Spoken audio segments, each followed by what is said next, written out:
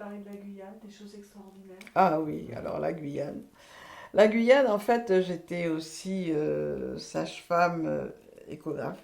Je faisais des échographies. Et donc, je partais en Evassan avec l'hélicoptère. Je partais chercher des femmes en brousse.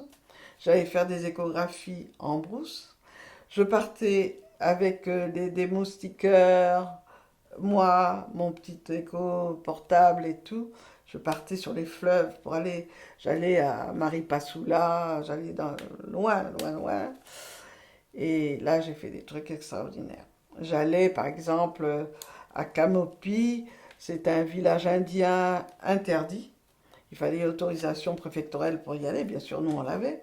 Et on partait en hélicoptère. Et, euh, et là, tout le monde avec le calimbé. Ils avaient le calimbé. Et là, sympathique comme tout. C'est de là qu'un jour, je suis arrivée, il y avait une jeune femme, jeune, 15 ans. C'était une vieille indienne. C'était un village indien, hein. Une vieille indienne qui était là en train de dire qu'elle voulait accoucher, qu'elle devait accoucher.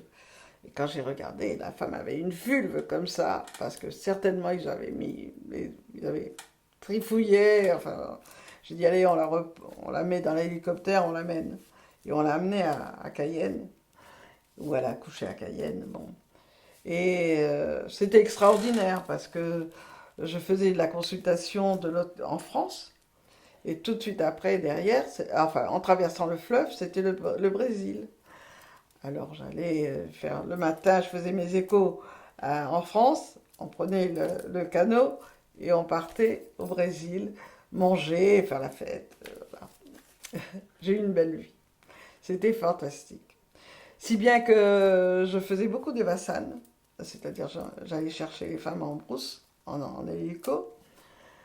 Mon mari, des fois, il voulait pas parce qu'il faisait mauvais. Ah ben non, tu vas pas partir et tout. Eh ben, quand il faut, hein, l'hélico est prêt, on s'en va, hein. Et des fois, il respectait parce qu'il me disait, mais tu te rends compte, par ce temps-là, parce que en Amazonie, le temps n'est pas, hein, c'est pas. Donc, des fois, je partais.